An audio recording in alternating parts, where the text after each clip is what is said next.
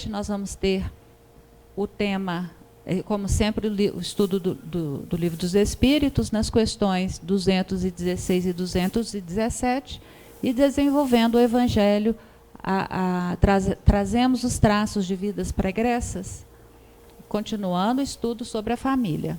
Vamos receber, então, o Carlos Alberto, que sempre nos desenvolve esse assunto com muita propriedade. Que ele seja bem-vindo e inspirado.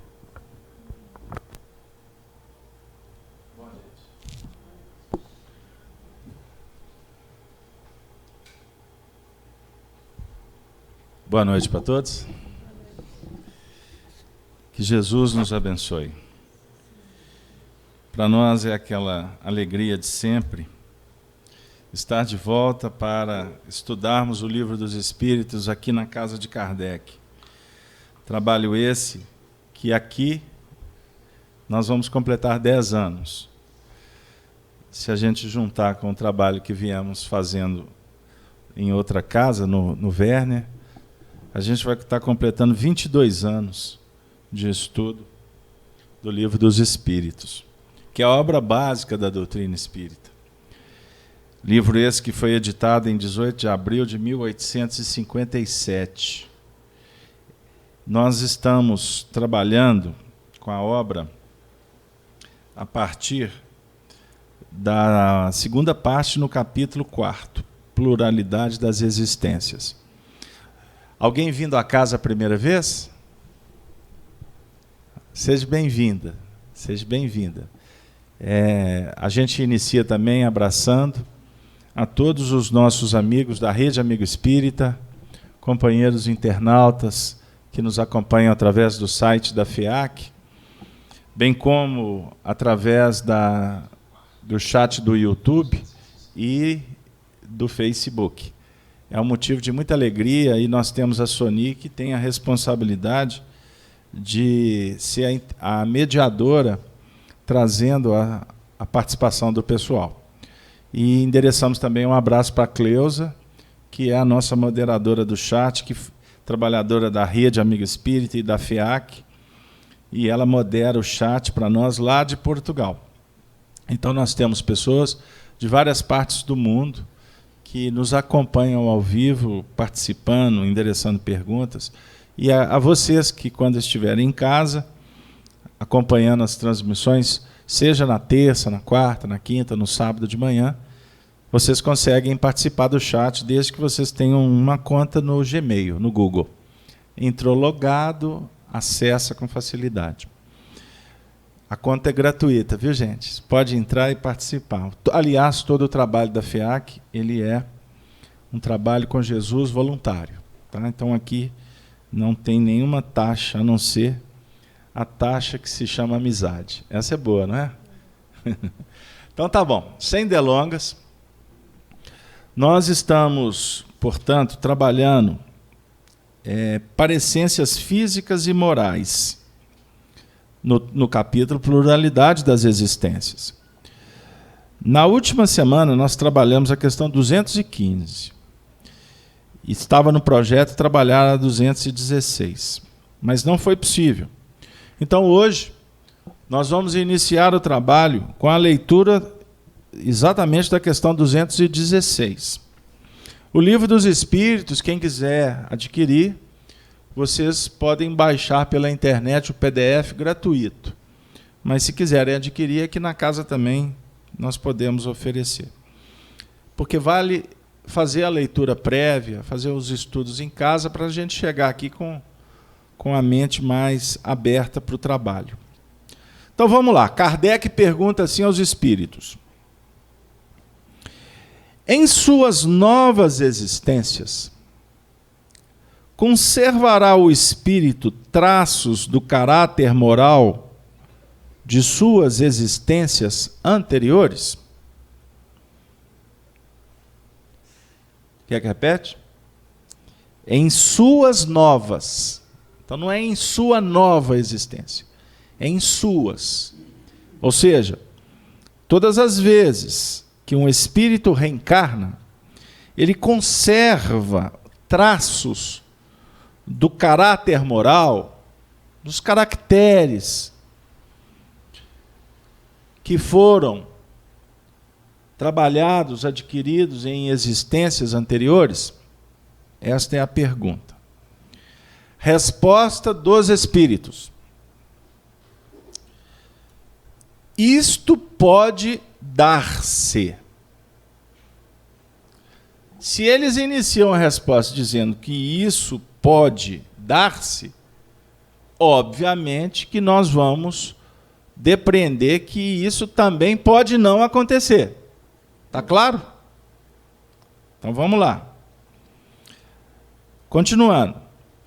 Mas, melhorando-se, ele muda. Pode também acontecer que sua posição social venha a ser outra. Se de senhor passa a escravo, inteiramente diversos serão os seus gostos, e dificilmente o reconheceríeis. Sendo o espírito sempre o mesmo nas diversas encarnações, pode existir certas analogias entre as suas manifestações, se bem que modificadas pelos hábitos da posição que ocupe, até que um aperfeiçoamento notável lhe haja mudado completamente o caráter. Porquanto, de orgulhoso e mau, pode tornar-se humilde e bondoso, se arrependeu.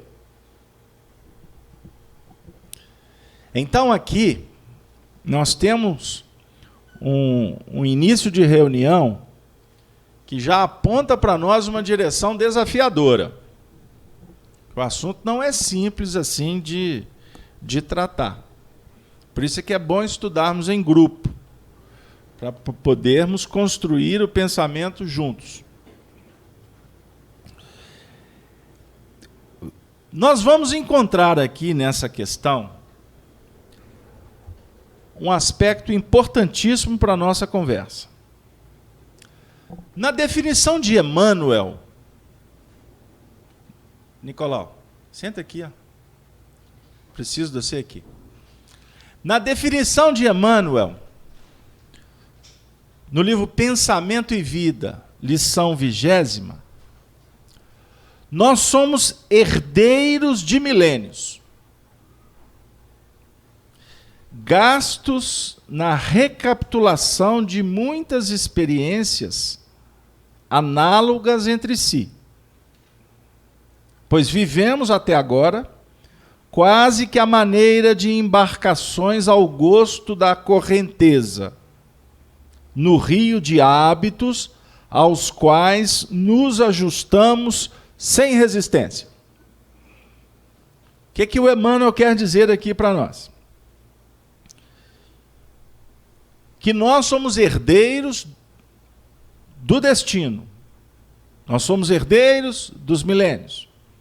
Nós somos herdeiros de todo o empreendimento realizado na esteira das reencarnações. Quando reencarnamos, nós vamos iniciar uma nova etapa. A chapa está pura, está limpa, para a gente começar a empregar ou impregná-la com imagens, com sons, com sentimentos, com emoções, desenvolvendo nessa atual reencarnação, desde a tenra idade. Mas nós, na verdade, a doutrina espírita abre para nós um painel extraordinário, porque ela vem nos dizer que nós não estamos nascendo, na verdade, nós não estamos tendo a primeira experiência como espíritos. A doutrina espírita estuda uma lei natural, que é a lei que nós vamos chamar aqui de reencarnação. Então, a reencarnação é um princípio doutrinário. Nós não discutimos reencarnação como não discutimos Jesus, que é um princípio doutrinário. Nós não discutimos Deus, que também é um princípio doutrinário. Nós não discutimos a evolução, que é um princípio doutrinário. A gente estuda, porque nós já temos convicção que isso é uma lei da natureza. Porque a lógica nos apresenta esta lei. Sem a reencarnação, nós podemos fechar as portas. Sem a reencarnação, eu não vou estudar o Livro dos Espíritos. Não dá. Sem a reencarnação, eu não perpasso o tríplice aspecto da doutrina espírita, que é a filosofia, que é a ciência e que é a religião. Mas uma linguagem mais simples. Sem a reencarnação, não é possível nós nos aproximarmos do Evangelho e obter do Evangelho uma proposta de evolução. Por quê? A reencarnação, ela apresenta para nós aspectos da divindade, que é a misericórdia, a justiça divina, que no dizer de Jesus concede a cada um segundo as suas obras. E concedendo a vida a cada um segundo as suas realizações, Deus não privilegia ninguém. Deus é único e a sua lei é imutável. Por ser infinito, onisciente, onipresente, justiça plena, amor soberano, Deus é o criador do universo.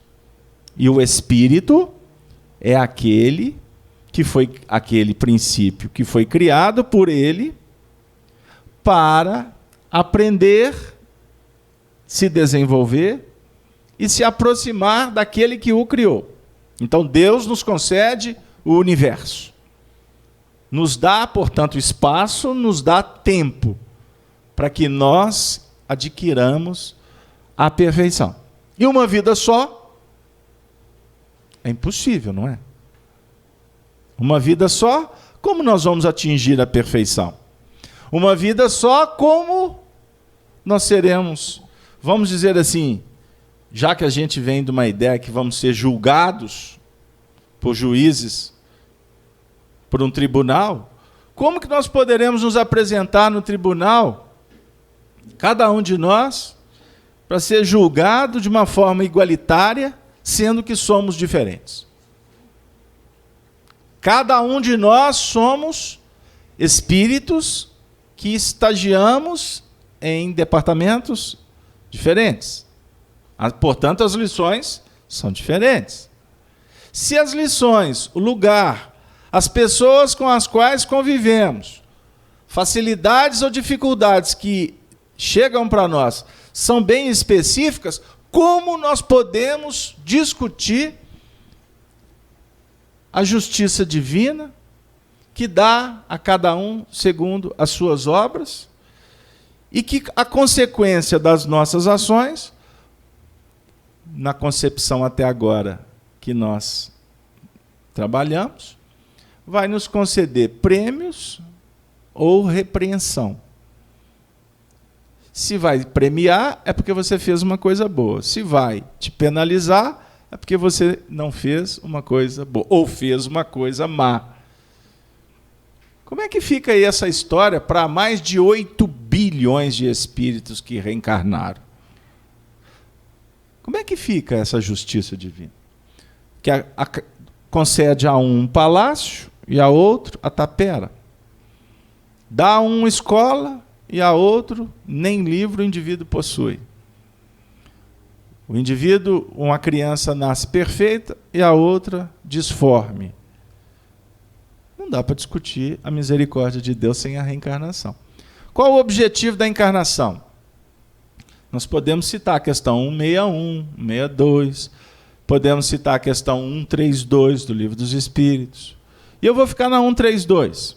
Deus vos impõe a reencarnação com o fim de vos fazer progredir. Então nós reencarnamos para progredir. E quando reencarnamos, esquecemos o que vivemos na esfera espiritual. Não lembramos de como foi a nossa vida pregressa. Não conseguimos lembrar nem da última. E tem gente que quer descobrir aí as 10 últimas. Não é?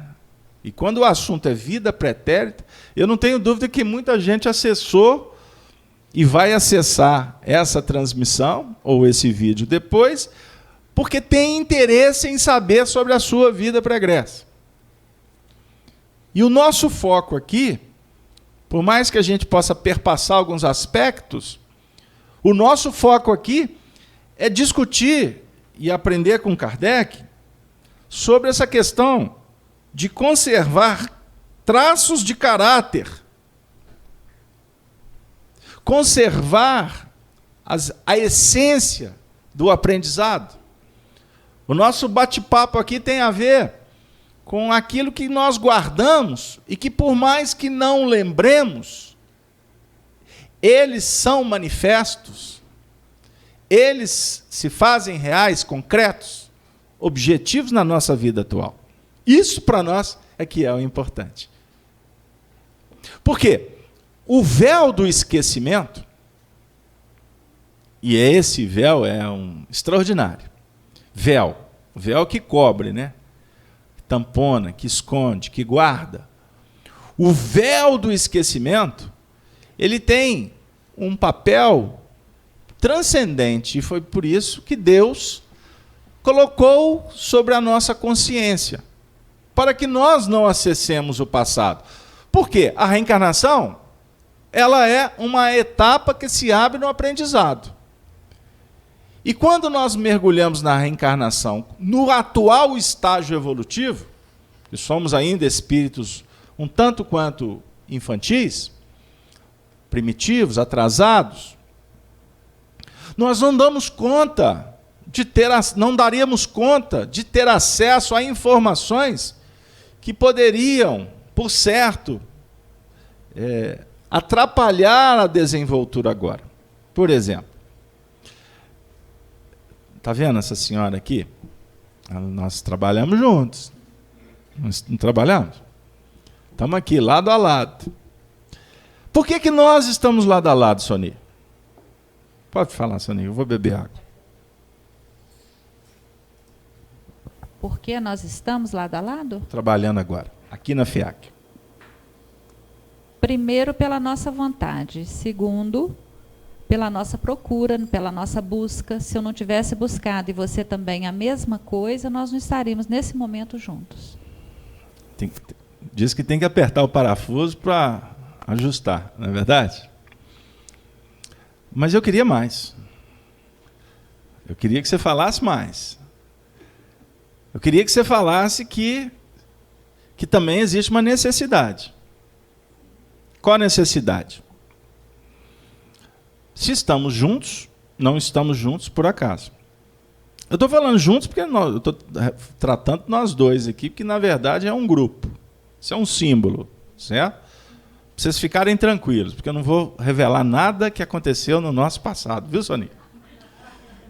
Não vou entrar nesse mérito. Fique muita calma, prudência nesse momento. Põe o pé no freio, Casaberto. Mas é óbvio que se não há nada por acaso, nós estamos juntos por necessidade. Porque somos espíritos ainda numa faixa ainda bem da retaguarda. Porque quando é espírito superior que está junto, eles se encontram juntos para realizar uma missão de ordem abrangente e superior. Deu? Espíritos como nós estamos juntos, marido e mulher, irmãos, primos, vizinhos. Aonde que tem algum tipo de relação, estamos juntos por algum motivo. Nada acontece por acaso. Isso aí é uma frase que a gente vai ouvir muito no Espiritismo. O acaso é uma palavra inventada pelos homens para disfarçar o menor esforço. Isso é uma frase de André Luiz que está no livro Nos Domínios da Mediunidade, no capítulo 16. Pincem lá essa frase. Então, vou repetir, é uma palavra inventada. Então, foi o homem que inventou, não foi Deus. E ele inventou para disfarçar o menor esforço. Então, quer dizer, é muito mais fácil eu falar assim, por acaso a gente está aqui. Na verdade, eu estou dizendo isso para me não esforçar em procurar saber o motivo. Como muitas vezes eu posso não ter acesso, então é mais fácil eu dizer, por acaso encontrei com fulano na Avenida Afonso Pena. Certo? Mas não há o acaso. Há circunstâncias que são favorecidas para que haja um encontro ou reencontro. Atração magnética. O nosso pensamento é força. Nosso pensamento, ele tem especificidade. Quando nós lançamos o pensamento, ou a ideia, a palavra, a atitude, a ação, ela se projeta nesse universo de Deus, promovendo atração e repercussão. Nós podemos atrair ou podemos repelir o seu pensamento, o seu sentimento. Então, nós ficamos juntos muitas vezes porque ou temos afinidades de sentimento, ou podemos estar em conjunto pelo ideal. Então, eu e Soni, nos reencontramos. Vou pegar o caso nosso. Numa outra casa espírita. Começamos a trabalhar junto, a circunstância foi aproximando, pum. Aí, de repente, foi engraçado, eu gosto dessa dona. Em público, hein, Soni? Eu gosto dela. Aí, possivelmente, ela também pensou o mesmo. Passou os anos, nós dois estamos juntos aqui trabalhando. Eu não precisa de fazer conta na ponta do lápis para dizer que nós dois estamos reencontrando. Já tivemos alguma experiência no passado. Ficou claro? Agora, pode acontecer da gente estar trabalhando junto, ou seja, unido pelo ideal, mas não ter afinidade de sentimento. Podemos? Pode acontecer? Eu estou aqui, nós estamos trabalhando juntos, mas... Aí tem que se esforçar, né? Nossa, tem que ir lá encontrar com a Soni. Mas nós estamos unidos em torno do ideal. Então, essa circunstância, para a gente finalizar esse ponto, ela explica para nós o motivo que estamos reunidos, mais próximos ou não tão próximos com aqueles seres que fazem parte do painel da nossa vida atual. Então, todos que passaram, que tiveram um grau de importância, são espíritos, por certo, que fizeram parte de um contexto anterior. Então, quem sabe a Soni, numa outra existência, foi minha mãe? Ela pode ter sido minha sogra. Hein, Soni? Ih, meu Deus do céu, declarações. Pegaram aí o que eu estou dizendo? Agora, faz de conta que ela nós tenhamos sido inimigos. Por que nós estamos reencontrando aqui em torno do Evangelho, Nicolau? Porque nós não sabemos claramente. Mas lá no plano espiritual, eu falei assim, Soni, nós vamos ter que resolver essa ponta. Precisamos mesmo. Então nós vamos ter que trabalhar junto. Aí um olha para o outro, mas será que nós vamos dar conta? Chegar lá, a gente vai esquecer, aí vai brotar o quê? As nossas tendências, as nossas mágoas, o passado. Então, por isso é que eu li esse trecho do Emmanuel, quando ele fala que nós somos herdeiros de milênios. Então, eu não me recordo, nem a Soni, do contexto anterior. Mas nós sabemos que estar junto agora é importante para o nosso aprendizado. Deu aí? E por quê? No convívio, nós teremos a oportunidade de, pela experiência pregressa, o nosso espírito vai trazer para fora tudo que nós somatizamos, todos os nossos reflexos. A nossa memória,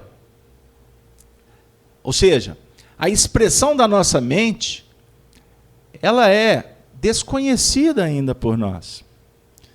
A nossa memória é formada por um conjunto de imagens.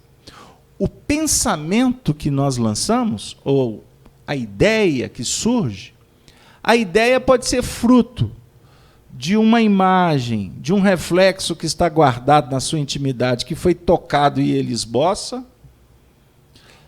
O seu pensamento pode surgir a partir de uma abstração, porque você tem a capacidade de imaginar. O seu pensamento também pode trabalhar num segmento chamado de comparação, dedução. Então, quando o assunto é ideia, a ideia ou o pensamento, ele é o produto que a nossa mente formaliza, cria, estabelece. Então, o nosso pensamento ele é capaz de se projetar e, ao mesmo tempo, de atrair, de organizar, de aconchegar, de espalhar. É assim que a sua mente funciona. E quanto mais a sua mente vai trabalhando, e as suas mãos, vou falar mão para simbolizar, a mão vai colocar em prática o que a sua mente cria, ou deduz, ou planeja, quanto mais você põe a mão na massa, no fazer do dia a dia, nós vamos fixando novos reflexos, novas imagens. Essas imagens, elas se tornam vivas por conta das emoções que cada imagem proporciona, cada sentimento que brota. Então, se você, por exemplo, vê uma imagem, e essa imagem, ela despertar em você uma sequência de outras imagens, de outras experiências, de outros sentimentos, e isso começar a se expressar ao nível do seu coração, trazendo o que a gente chama de uma experiência muito importante, essa experiência ela vai ficar guardada dentro de você. Quanto mais intensa a vivência, mais ela se fixa na sua intimidade. E como que essas vivências, essas imagens, essas memórias vêm para fora? A partir de algo que brota lá de fora, que vai chamar a atenção para que a sua mente coloque de novo para fora.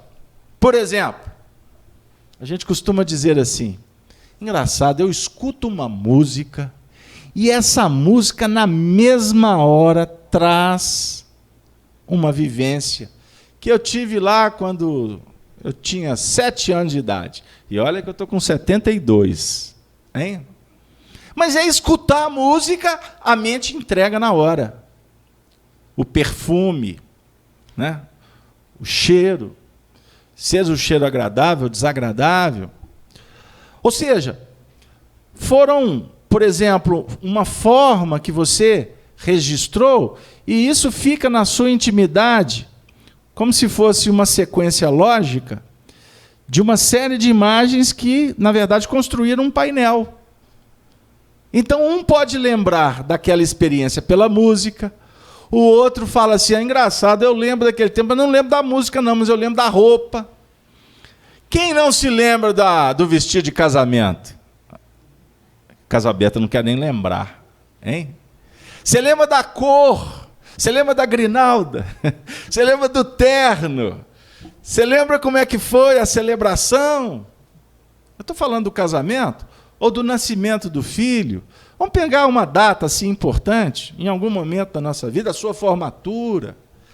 Acionou, é como se apertasse um botão e vem toda uma cadeia, uma sequência de informações numa velocidade chamada instantânea.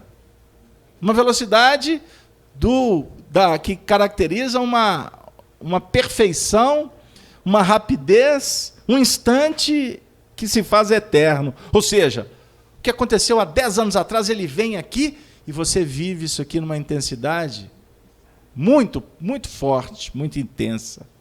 Isso é muito bonito estudar esse assunto, porque ele vai trazendo para a gente alguns detalhes para que a gente possa entender um pouquinho desse assunto que remonta aos caracteres morais que nós trazemos de outras vidas, que nós podemos agora chamá-los de tendência, aptidão, dom, capacidade, habilidade. Só para a gente ter uma ideia. Eu não vou falar de vício ou de virtude. Eu vou falar de aspectos. Fica mais claro. Nós vamos, assim, entender por que uma criança tem tanta facilidade com o instrumento musical e muitas vezes nem professor ela teve. Ela mesma, eu queria tocar um violão. Ela pequenininha pediu à mãe, ou alguém deu um violãozinho de presente para ela, né? E ela brincou, começou a gostar, daqui a pouco tá... Não, eu queria agora um de verdade. Pô, mas como é que pegou rápido? E o violãozinho estava lá, pertinho de outras crianças. Por que as outras crianças não se interessaram pelo violãozinho? E ela sim. Ou outro que se interessou pela bola, não é? Pelo esporte. O outro que o que chama a atenção dele são as questões mais filosóficas. Tão interessante, né? A gente lidar com as crianças. As crianças falam muito para nós sobre esse assunto, que remonta ao passado espiritual que vem à tona. Eu conheço uma família que as pessoas, a tônica, são pessoas trabalhadoras, são pessoas assim mais práticas, enfim. Mas no meio de um agrupamento de dezenas, tem uma criança que hoje é uma adolescente que desde pequenininha a paixão dela era o livro. Então hoje você vê um adolescente que pode ser até tratado como nerd, é nerd que eles falam, o indivíduo completa, nossa, o negócio dele é a parte intelectiva, é filosófica, etc. Aí ele tem muitas vezes até, alguns passam até a ter uma feição, uma característica física diferente, né? E passam a ser tratados com intolerância ou com preconceito pelos demais. Mas são espíritos até muito focados numa determinada área e são tão focados que desconectam de outras áreas, né? Passam a estar muito objetivo. No caso dessa narrativa que eu estou fazendo, é uma adolescente normal, tranquila e tal, mas o passatempo é ler. Está lá a festa, a família toda reunida, daqui a pouco, cadê fulano? Subiu. Aí, se procurar um tiquinho, está num cantinho com um livro na mão. Por quê? Foi o pai, a mãe que ensinou? Não, porque nenhum dos dois são dados à leitura. Aprendeu como? Foi na escolinha, viu um filme. Nós temos fatos ou fatores que podem ser até indutores, estimulantes. Mas, meu querido, se você no linguajar popular, se você não tem isto no seu sangue, que é simbólico, tá, gente? Não é sangue. Sangue é só a veia do negócio, né? Se você não tem essa aptidão, não adianta forçar. Isso é espontâneo. Agora veio de onde? De construção, de experiência, de hábitos que foram implementados no grande passado.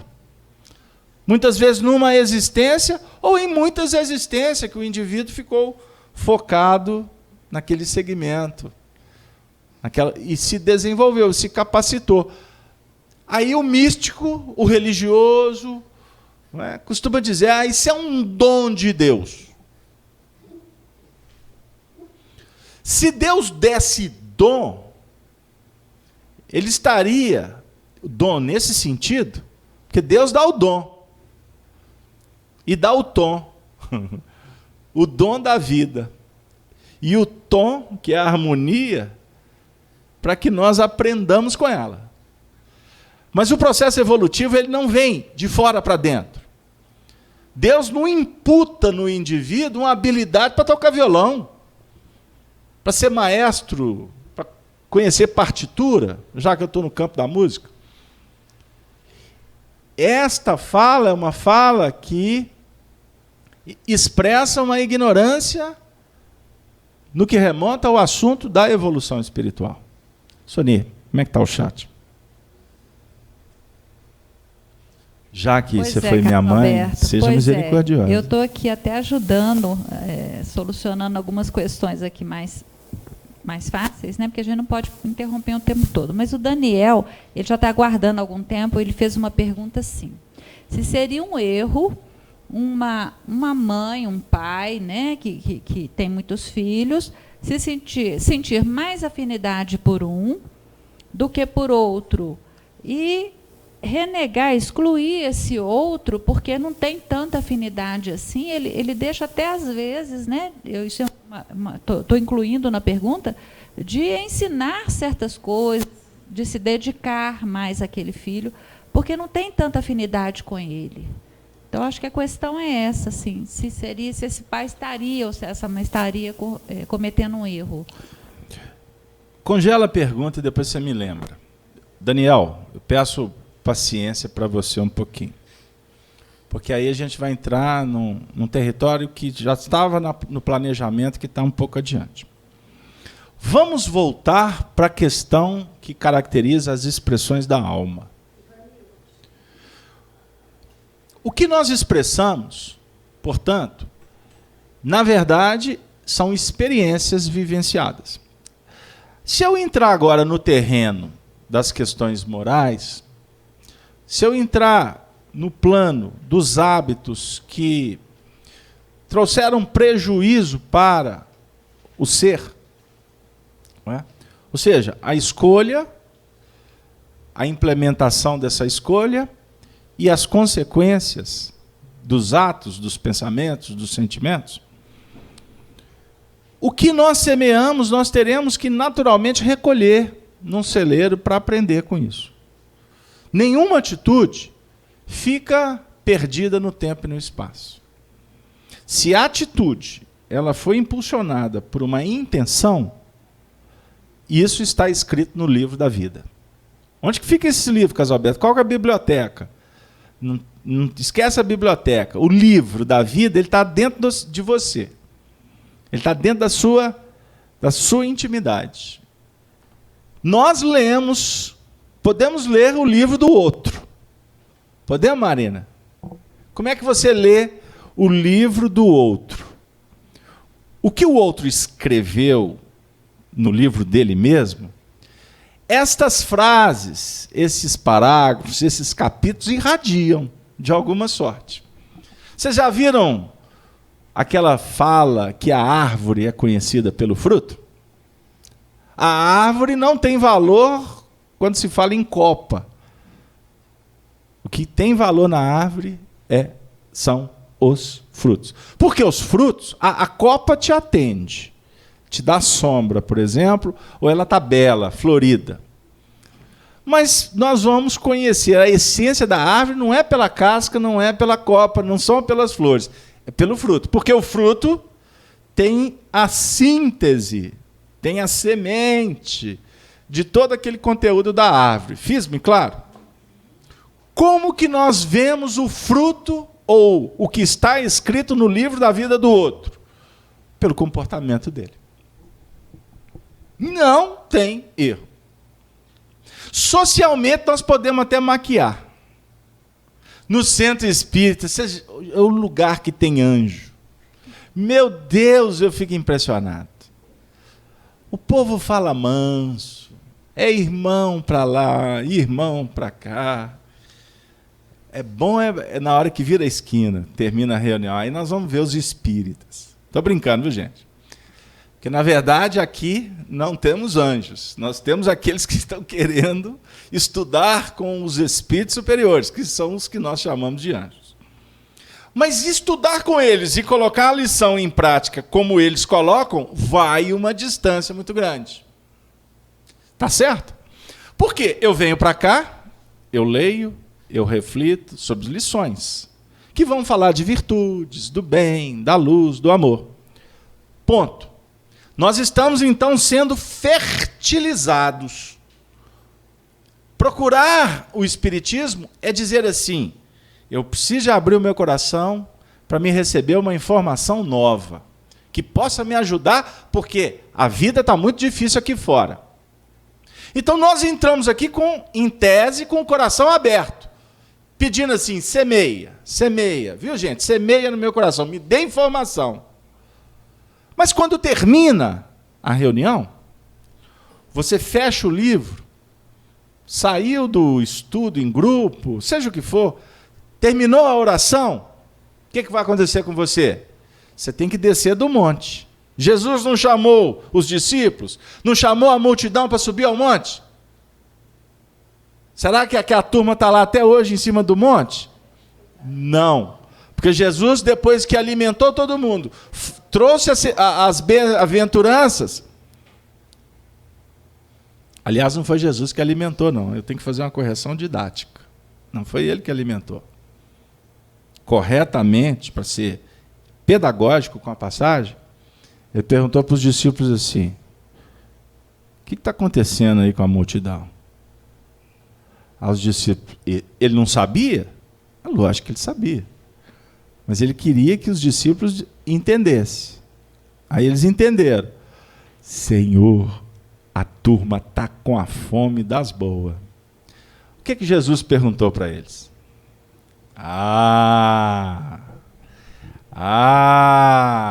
O que Jesus perguntou para os discípulos? Esqueceram? Então eu vou relembrá-los. O que tendes? Eram 5.000 homens?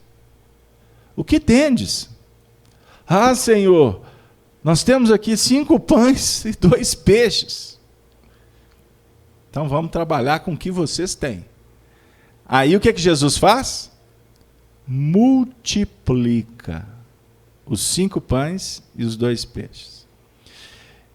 Essa passagem ela é muito didática para a gente estudar um pouquinho sobre o campo mental. Porque, na verdade, a multiplicação ela acontece quando empreendemos amor. Quando conectamos com o amor. O amor que esboça fé, esperança, caridade. O amor é a força capaz de sustentar o cosmos. E nem sempre o amor sustenta a nossa vida, né? Porque a gente fica procurando ele aonde ele não existe. O amor está dentro de nós. Então Jesus multiplica a partir do que os discípulos oferecem. 5 pães. O que é que nós oferecemos para Jesus quando afirmamos para ele que queremos melhorar, queremos trabalhar? Ele pergunta: o que tendes? Então tá. Nós temos 5 pães, Senhor. Tá bom. Então vocês vão trabalhar com os seus 5 sentidos para vocês evoluírem. Quais são os 5 sentidos? Se recordam? Do tato, do olfato, do paladar, da audição e da visão? Pois é. Então vocês vão trabalhar com esses 5 pães. Casalberto, e os peixes? Ajusta na cadeira aí, dona Nilton. Agora eu vou falar dos peixes. O Emmanuel fala para nós que os 2 peixes é a razão e o sentimento. Você tem que trabalhar com essas 2 asas para voar pelo cosmos. Sem razão e sem sentimento, como que tu vai trabalhar com estes sentidos? Os 5 sentidos. Mas para a gente entender isso, ele chama a gente para o monte. É necessário que você suba ao monte. Você eleve o padrão. Você busque a oração. E você se desvincule da massa, porque a massa está na planície. Se você ficar na planície, vai ser engolido pela massa. Ué, Casalberto, então é para me abandonar? Não, ninguém falou para você abandonar. Sobe ao monte.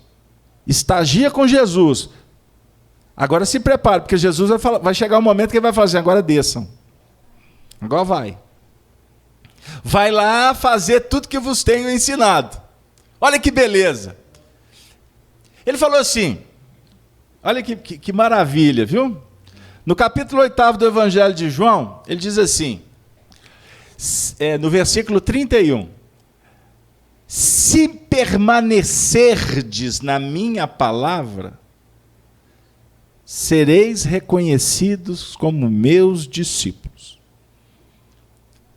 O que ele quer dizer? Se permanecerdes na minha palavra, sereis reconhecido como meus discípulos. Discípulo é aprendiz. Permanecer na palavra é ficar aqui na decoreba? O Rodrigo está andando muito tempo calado. Outro dia ele falou para nós aqui que quando ele começou na FIAC, ele fazia muitas perguntas. Agora que ele está com a tarefa, ele não está perguntando mais, não. Aí você lembra disso, né, Flávio? Aí, hoje ele falou, ele não perguntou. Ele já está saindo da condição de discípulo para ser mestre. Porque quando você pergunta, você está no discipulado. Quando você fala, você está permanecendo na palavra. O permanecer, gente, não é ficar sentadinho, quieto, morto, fingindo de morto, estagnado. Permanecer na palavra. A palavra dele não é a palavra da vida. A palavra dele não é amor. A palavra dele não é ressurreição. A palavra dele é trabalho. Ou seja, para você ser reconhecido como discípulo de Jesus, você tem que estar trabalhando. E é em nome dele. E ele representa amor. Então é trabalhar conectado, irradiando amor. Puxa vida, hein? Isso tudo porque eu subi ao monte. Você vai trabalhar em cima do monte? Não. Você vai trabalhar descendo do monte. Mas você não pode desconectar do monte. Vira e mexe, tu tem que lembrar do monte. Jesus me inspire. O que foi mesmo que Jesus falou para mim fazer? Perdoar. Na hora do impacto, espera. Você está no meio da emoção, cuidado com o que você digita. Cuidado. Né? Cuidado. Porque sobre o impulso, na verdade, o impulso ele caracteriza o que você traz. Porque o impulso é o que você guardou como experiência. Agora, a reflexão, a intuição, é o que você está procurando para depois colocar em prática. Então eu vou voltar. O que nós viemos fazer na reunião? Nós estamos aqui em prece, em busca de conexão com o alto e aprendizado com o alto. Certo? Eu estou aqui verificando, muitas vezes, o tanto que é importante ser paciente. Agora, eu não vou sair daqui colocando paciência em prática, porque eu ainda sou um neófito. Quando que a paciência será uma ciência implementada em mim? A cada esforço meu em ser paciente. Então você chega lá na sua casa. Com mamãe eu sou paciente. Mamãe é mamãe. Mas por que tu não é paciente com seu pai? Mas papai, que troglodita. Aquele pitbull. Não dá para ser paciente com papai. Então aqui, vamos conversar com Kardec. Ele é pitbull. E por ser pitbull você sofre, não sofre? Sofre ou não sofre? Pitbull que morde, viu, gente? Porque deve ter pitbull mansinho. Porque o pitbull que morde, ele retrata o dono.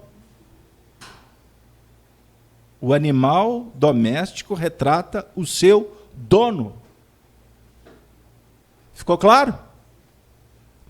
Nós estamos falando do fruto da árvore. Então, se o cãozinho, educadinho, bonzinho, ele tem as suas características como um princípio em evolução, não é?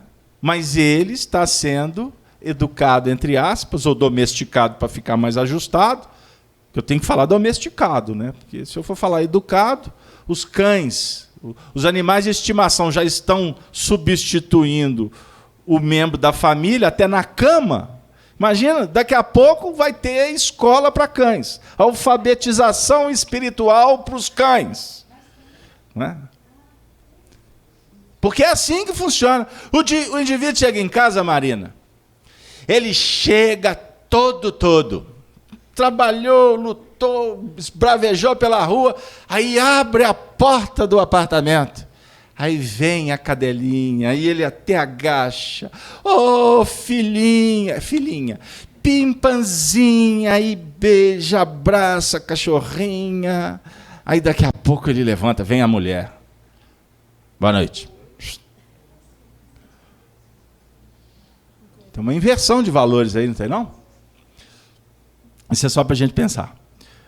Mas já que eu falei sobre o sofrimento que um cão pode proporcionar, para não perder a conexão, por que você sofre com o pai? Por que você sofre com a outra pessoa, com a circunstância? Vamos estudar Allan Kardec, que é um célebre desconhecido no meio espírita, por isso que a gente vê tanta bobagem por aí. Allan Kardec, no livro Céu e Inferno, tem um amigo meu que fala que não vai ler esse livro, não, porque se fosse só céu, ele lia. Mas como tem um inferno, ele morre de medo, então ele não vai ler. Aí eu falei, então por isso é que você deveria ler, porque Kardec vai dizer que não existe céu nem inferno, a não ser na nossa intimidade. Mas por que há o sofrimento? Por que nós temos o sofrimento na nossa lida? Para a gente crescer? Quem mais? Por que tem o sofrimento? Porque o sofrimento, Código Penal da Vida Futura, item 33. 33. Tem 3 artigos. Mas eu vou ler o primeiro. O sofrimento, ele é inerente à imperfeição. Sofrimento é inerente à imperfeição. Então tá, eu vou no Código 2. Toda imperfeição, assim como toda falta que dela resulta, traz consigo o próprio castigo, em suas consequências naturais e inevitáveis. Kardec vai dar um exemplo. Assim, a doença decorre dos excessos. E o tédio da ociosidade. Sem que haja necessidade de uma condenação especial para cada falta ou indivíduo. Então, vamos traduzir. Embora o texto esteja mais do que claro. A imperfeição, o sofrimento, ele é inerente à imperfeição do indivíduo, ao grau evolutivo que ele se encontra. Por isso é que nós vamos entender que cada um reage diante dos impactos da vida de uma maneira diferente. Para uns, a dor tira de letra. Para o outro, tem que chamar até o SAMU, por causa de uma gripe. Tem que parar, reservar uma ala na UTI lá do Mater Dei, porque ele está com a virose. Já imaginou se... Pois é. O povo ali já pensou outros assuntos. Deixa eu mudar aqui, porque senão eu vou me encalacrar aqui com essa ala feminina, que ela ajuda, mas ela também atrapalha. Mas continuando. Então, na verdade, tudo que nos traz sofrimento está caracterizando para nós, ou apontando para nós, o nível de imperfeição. Porque a partir do momento em que nós trabalhamos para superar esta imperfeição, o sofrimento perde a razão de existir. Ficou claro? Deu aí? Portanto, o sofrimento, ele está, sim, na razão direta dessa nossa condição inferior, mas, ao mesmo tempo, promovendo o indivíduo para que ele supere esta limitação. Ficou claro esse ponto? Por quê que nós vamos aprendendo com Allan Kardec e a doutrina espírita que nós temos nas nossas escolhas, as nossas atitudes, a repetição das nossas atitudes, ou seja, estabelecendo o hábito. Todo hábito que não... Todo hábito, esquece positivo ou negativo, todo hábito, ele instaura em nós reflexos. Ele vai fixar caracteres na nossa intimidade. Todo hábito. Todo hábito. O médium psicógrafo, vou falar num plano de trabalho. a psicografia dele passa a ser, depois de um determinado tempo, um ato automático. Então ele já é dócil aos espíritos. Ele senta, faz a prece, normalmente ele já vem numa conexão de preparação, ele senta ali, daqui a 2 segundos já está num trabalho pleno, porque já está automatizado. Você entra dentro de uma sala de aula para cuidar dos anjinhos de Jesus, são 400, né, que você cuida. Só de pisar na escola, porque são décadas de trabalho, só de você entrar no ambiente, vem à tona todo um processo que foi instaurado por um processo de repetição, certo? Então você, dentro da escola, apresenta caracteres do seu espírito que você não apresenta aqui, muito menos na sua casa. Ficou claro? Aí a gente costuma dizer assim, fulano lá é um, depois é outro. Por quê? Ele vai apresentar resultados de ações que foram repetidas, instauradas, se tornaram hábitos, né, porque é o hábito que vai estabelecer a repetição, dentro dos planos da rotina, e isso tudo instaura caracteres que depois nós vamos trabalhar com eles, de uma forma positiva ou de uma maneira negativa. Lembra que eu falei do livro da vida? Nós estamos escrevendo, cada dia uma frase, cada hora é um momento de afirmação. Diz Emmanuel, não menospreze o ensejo de criar uma epopeia de ações. As boas obras são frases de luz que endereçam a humanidade inteira. As boas obras são frases de luz que você está escrevendo, mas elas são endereçadas para a humanidade inteira. Fiz-me claro? Estou trazendo o pensamento de Emmanuel aqui agora, que se encontra sustentando a reunião. Vamos pensar na importância, então, do que nós estamos escrevendo e repetindo. Porque nós estamos aqui agora, se eu for olhar para o passado, mas prestando atenção em tudo que está acontecendo à minha volta, nesse momento atual, eu estou, na verdade, colhendo o que eu semeei, o que eu insisti na semeadura, o que foi fixado. Eu falei lá atrás sobre tendências, habilidades. Agora eu posso falar, inclusive, sobre os vícios de comportamento. São respostas. E aí a gente começa a entender um pouco o porquê da dificuldade de se vencer o que foi instaurado. Existem situações que houve uma repetição durante tanto tempo, que aí envolve tempo e espaço, né? Foi tanto tempo que o indivíduo precisa de passar por um procedimento que Allan Kardec trata como arrependimento, expiação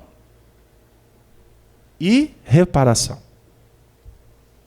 Vamos repetir? Isso é importante para a gente entender. O arrependimento, a expiação e depois a reparação. Fixou? Não, né? Não estava aí. Então, vamos refletir sobre essa condição. Quando há descoberta, veio à tona, você se toma consciência do que foi feito, e isso foi danoso, o espírito passa por um processo natural de maturação disso. Ele pode entrar numa descoberta de algo danoso, ele pode quedar, ele vai quedar no tempo certo. Pode ser na hora, no ato da descoberta, ou pode demorar um tempo. Aí, quando infantilizado ou fechado no egoísmo, ele pode entrar num plano chamado de culpa, vitimização, aspectos psicológicos que envolvem esse contexto. No processo de culpa, ele se fecha. Mas há de chegar um tempo que ele vai ter que sair da culpa. Ele vai sair da culpa. Porque ele vai descobrir que não adianta ficar remoendo no que passou. Costuma demorar muito. Costuma ter que ter uma reencarnação muito difícil para ele sair da culpa. Porque ele tem que entrar, na verdade, num arrependimento. O arrependimento é a tomada de consciência do que foi feito e, ao mesmo tempo, o levantar os olhos, olhar para frente e perceber que é necessário que haja responsabilização pessoal do que foi feito. E responsabilizado, eu me candidato para começar a modificar isso aí. Aí existe o estágio seguinte chamado expiatório. Porque não basta você dizer, Senhor, estou arrependido. Na teologia, nas práticas religiosas antigas, bastava confessar os pecados, receber uma penitência, né? E ali se fazer uma depuração, um batismo interno e começar uma nova vida. A prática, ela simboliza o que muitas vezes vamos precisar de fazer nos milênios, quando os danos são muito sérios. Fiz-me claro? Então, no mundo, pode ser que o espírito se desperte aqui, mas muitas vezes o espírito vai se despertar quando ele desencarnar. E aí? Eu fiz. Quantos espíritos se comunicam conosco, por exemplo, nas atividades mediúnicas, quando eles vêm relatar como foi doloroso chegar no mundo espiritual e se deparar com os feitos. Sabe por quê, gente? O Emmanuel fala para nós, no livro Pensamento e Vida, que nós, muitas vezes, quando na Terra, procuramos enganar a nós mesmos e depois do túmulo, somos obrigados a desenganar-se. Então você passa uma vida toda se enganando, para chegar do lado de lá, tendo que fazer um movimento inverso, de desenganar-se. Não é desencarnar-se, é desenganar-se. Porque você olha para trás e fala assim, meu Deus. Eu gosto da didática do dia a dia, porque ela facilita o nosso entendimento. Então, quem já caminhou mais anos na vida, nessa encarnação, sabe do que eu vou dizer. A vida passa numa velocidade incrível. O jovem não tem essa concepção. Ele não tem essa maturidade para captar o que eu estou dizendo, não. Porque ele ainda está gravando na chapa, na retina psíquica, uma série de coisas da vida. E a vida, para ele, ainda é um mistério. A vida é um quarto escuro que ele vai acendendo luzes à medida em que ele caminha. Isso é o jovem. Cheio de ilusão. Cheio de determinações, de ideais. Ok. Agora, para quem já está reencarnado, há 2 vezes mais tempo que o jovem, ou 3 vezes mais tempo que o jovem, vocês que são da minha idade, sabem que você olha para trás e fala assim, meu Deus, passou rápido demais. E aí, qual que é o sentimento que brota? O que eu fiz do meu tempo? O que eu fiz de my life? Hein? Quantas oportunidades que eu tive e agora o tempo passou. Muitas vezes dá uma sensação de uma certa falência, incompetência. Meu Deus, o que será de mim? E quanto mais o tempo passa, para quem desconhece, a insegurança se agiganta. Porque o que será de mim depois do túmulo? Isto quando o espírito está se descobrindo como espírito. Porque tem muito nonagenário aí que continua obtuso e não está nem aí para o mundo. Eu estou falando da idade cronológica apenas de efeito didático.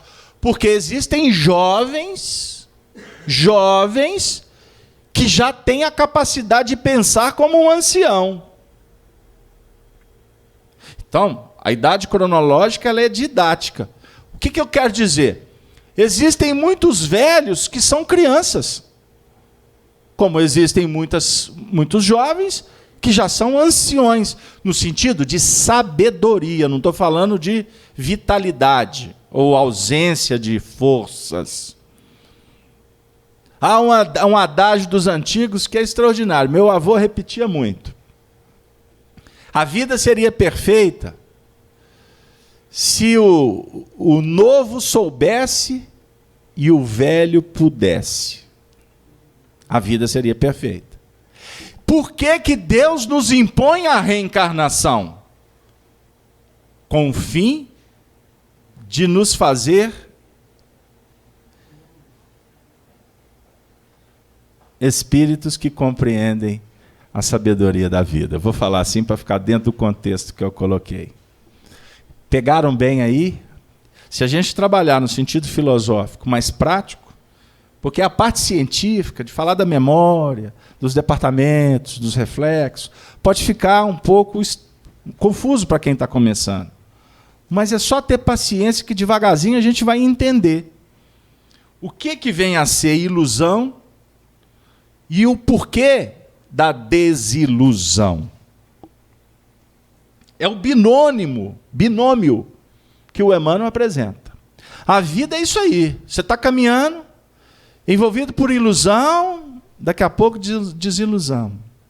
Você caminha no sentido de agregar, e muitas vezes depois a vida vai desagregar. É assim. Há momentos de ação, há momentos de repercussão. Agora, naquela cadência ali, arrependimento, expiação, a expiação é quando a dor vem de fora para dentro. Uma mãe perde um filho. Isso é uma grande expiação para algumas, não é? A expiação moral, a expiação psicológica, vamos falar dela. Essa desilusão é um processo expiatório, dependendo do nível que você está nele. É a porta que se fechou, o indivíduo que foi embora, a vida que mudou completamente o painel. Muitas vezes é um processo expiatório. Costuma, numa encarnação, o indivíduo passar por esse procedimento da ilusão, da queda, da culpa, depois o arrependimento, a expiação, e, envolvido na expiação, a providência divina te conclama para trabalhar na reparação. Reparar. Se envolver de sorte que nós vamos ter que regenerar um processo. Regenerar, reconstituir, remodelar, ressignificar, ressurgir e reviver. Não serão com palavras que nós vamos, desliga para mim, que nós vamos modificar o nosso painel íntimo. O nosso desafio aqui, como seguidores do Evangelho à luz do Espiritismo, é esse. Nós sabemos que nós temos uma obra gigantesca para construir. Por isso que não dá para brincar. Nós estamos num momento que não dá para perder tempo. Só que, ideologicamente, nós estamos percebendo isso. Mas nem sempre você consegue fazer o que você está planejando. Aí entra novamente os planos da expiação. Você está arrependido, quer reparar, mas não consegue. São aspectos da expiação. Culpa, medo, conflito, etc, etc, etc. O trabalhador espírita está na tarefa. Vamos falar para nós aqui. Você quer vir para a tarefa, você se programa,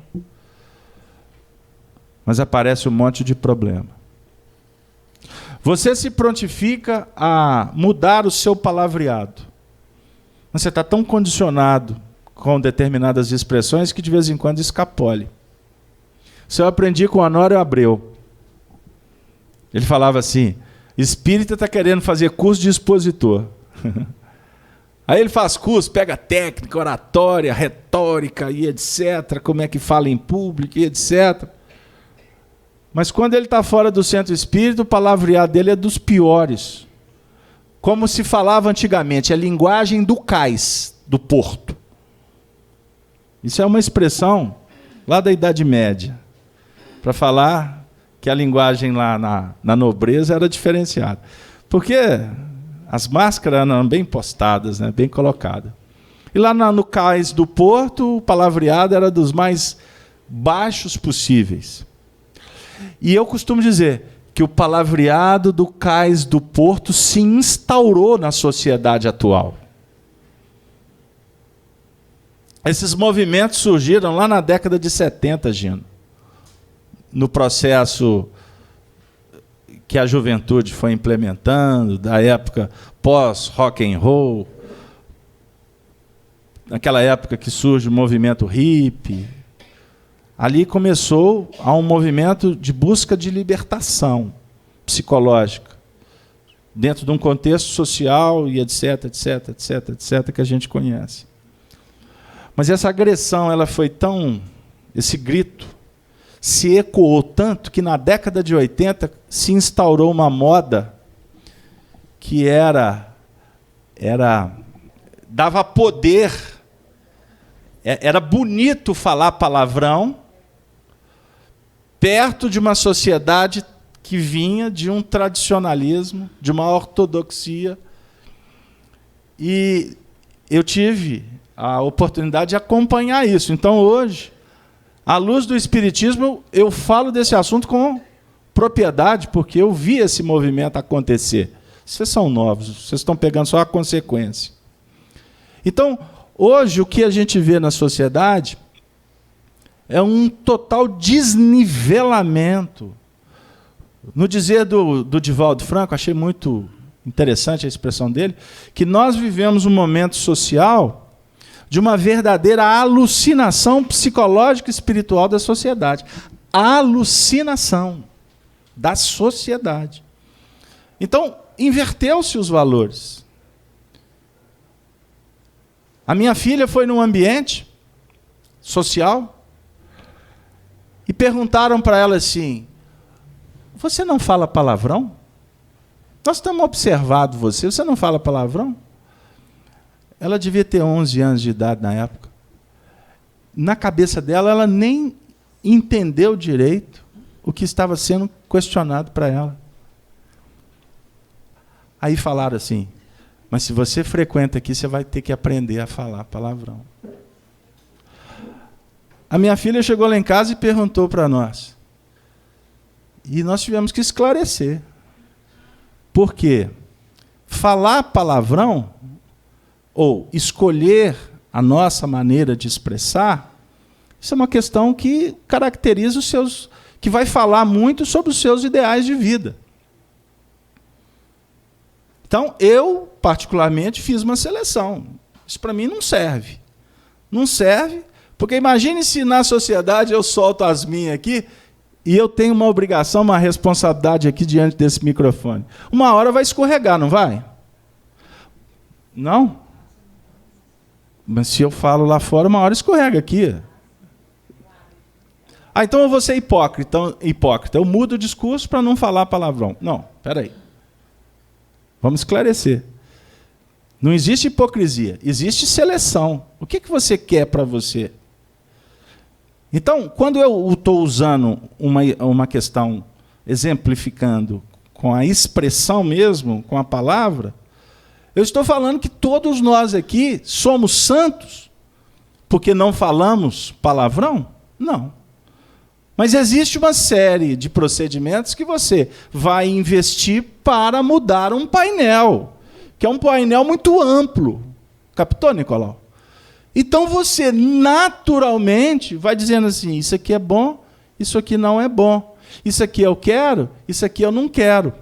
Mas teremos questões que você vai dizer assim, eu não quero, mas a força do hábito muitas vezes vai te colocar diante de fatos que você vai acabar fazendo. E quando gera esse conflito, nossa, não era para fazer e eu fiz. Isso está nos dizendo que, de uma forma muito interessante e estimuladora, que aonde existe um conflito, existe uma batalha importante e que ela antecede um crescimento do indivíduo diante daquele conflito. Então, cada um aqui vai viver conflitos, ou viver muitos conflitos, né? E esses conflitos são frutos naturais de um processo em que tu está buscando investir, porque você começa a vislumbrar um novo homem no futuro.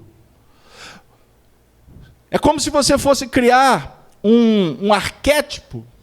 Você vai projetar uma luz, e essa luz ela vai ter que ser sustentada.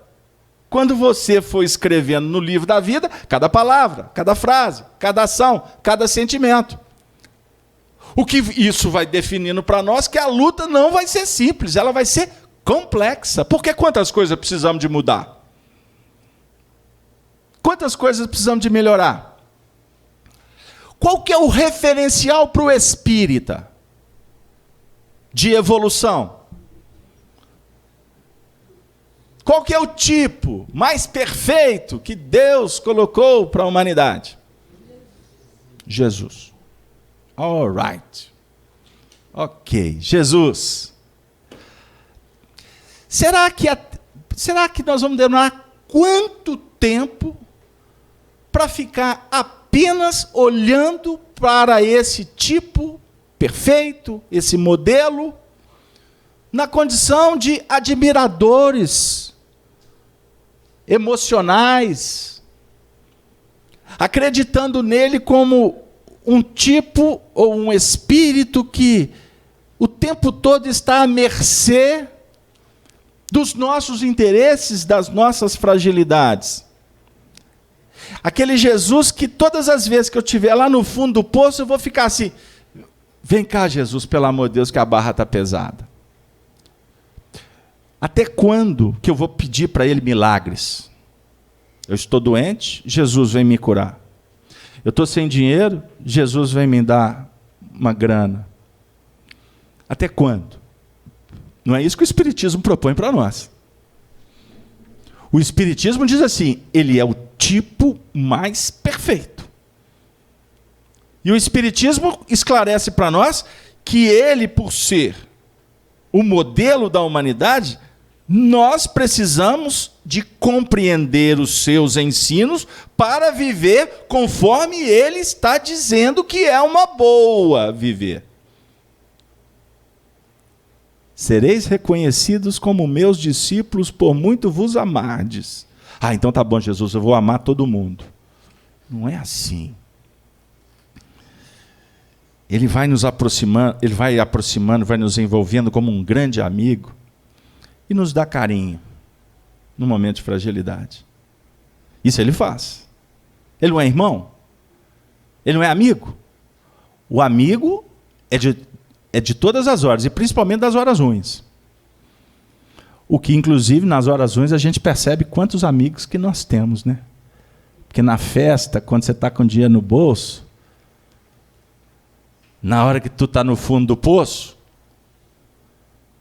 aparece só aqueles que realmente são seus amigos. Costuma ser médico, costuma ser o conselheiro. Agora a turma do tapinha no ombro, tô com você, tamo junto e mistura. Agora o negócio da sociedade é falar, tamo junto. Que mentira! Isso é mentira social, isso é moda. Porque se se o barco virar, meu amigo, só vai estar junto de verdade aqueles que te amam. Deus, numa linguagem simbólica, é quem te socorre. Seja você desencarnando ou Ele te dando a oportunidade de se segurar numa madeira para sobreviver, Deus vai estar ali, porque Deus está dentro de você. Jesus é o mestre que representa Deus para dizer isso para nós, que Deus está dentro da gente. Então a doutrina espírita vai abrindo para nós painéis tão belos, tão magníficos, porque a doutrina espírita está dizendo para nós que nós precisamos sair dessa dependência do maravilhoso, do divino, de algo sobrenatural que está lá fora.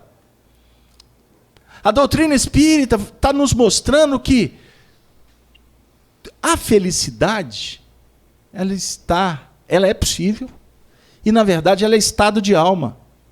E ela é garantida à medida em que você, eu, todos nós, vamos vencendo a nossa inferioridade, porque a inferioridade é que caracteriza ou que dá importância ao sofrimento. Vocês querem continuar sofrendo? Querem. Não quero, Casalberto. Fala alto, gente. Pode falar. A casa espírita pode falar alto. Tem casa espírita, você não pode... Um comportamento de anjo. Porque senão quebra a vibração. Quebra os equipamentos espirituais. Ai, Jesus toma conta dos espíritas que desconhecem Allan Kardec. E que acham que o centro espírita é a seção do sumo sacerdote do templo judaico. Só entra os eleitos. Gente, a felicidade, ela é possível e ela é real. De vez em quando, como diz a música lá da década de 70, nós temos alguns instantes felizes, porque felicidade não existe, o que existe na vida são momentos felizes. Isso é uma música antiga.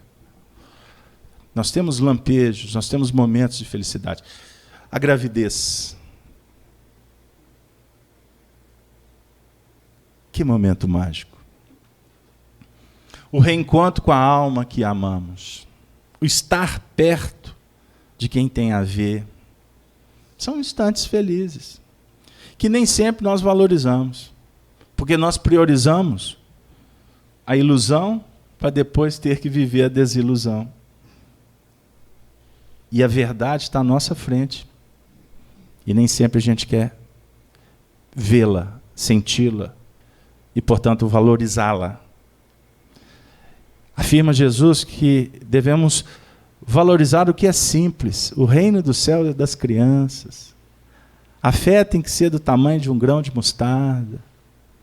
Sofisticação é a expressão do intelectual vaidoso, arrogante, presunçoso, egoísta. O reino dos céus propõe para nós que a gente trabalhe com desprendimento. Quando você se sentir escravo de alguma coisa, está na hora de você rever. Está na hora de você ressignificar, porque o que nos escraviza caracteriza que há ignorância. O amor não escraviza, ele liberta. Nós citamos aqui a passagem: permanecerdes na minha palavra, sereis reconhecidos como meus discípulos. Eu citei o verso 31, agora eu sou obrigado a citar o verso 32.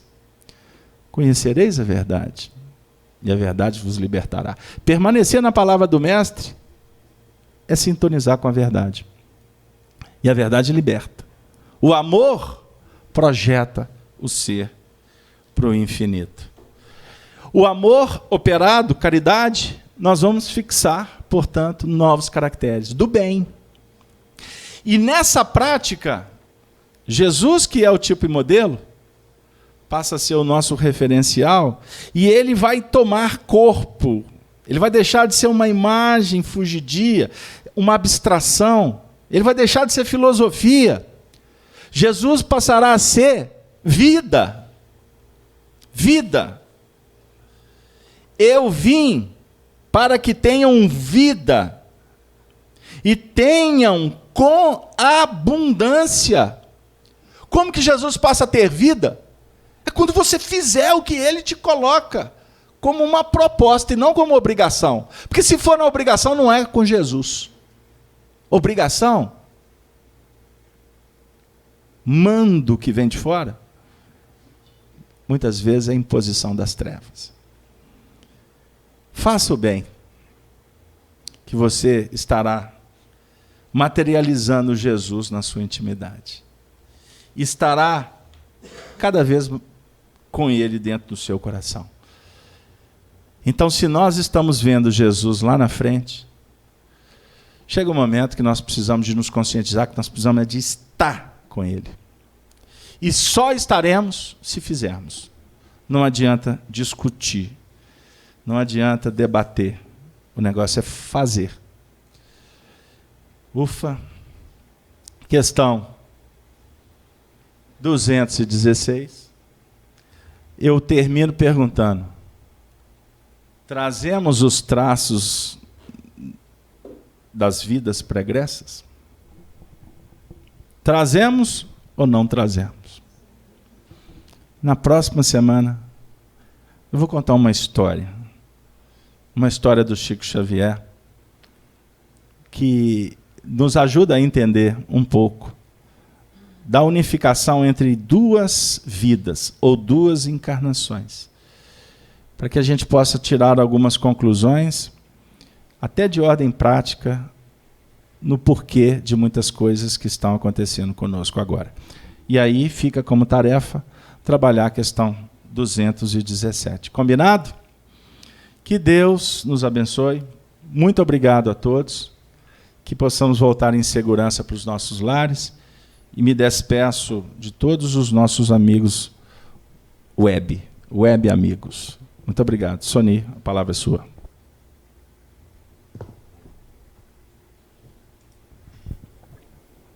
Agradecemos ao Carlos Alberto, mais uma vez, a oportunidade que ele nos dá dessas reflexões da noite.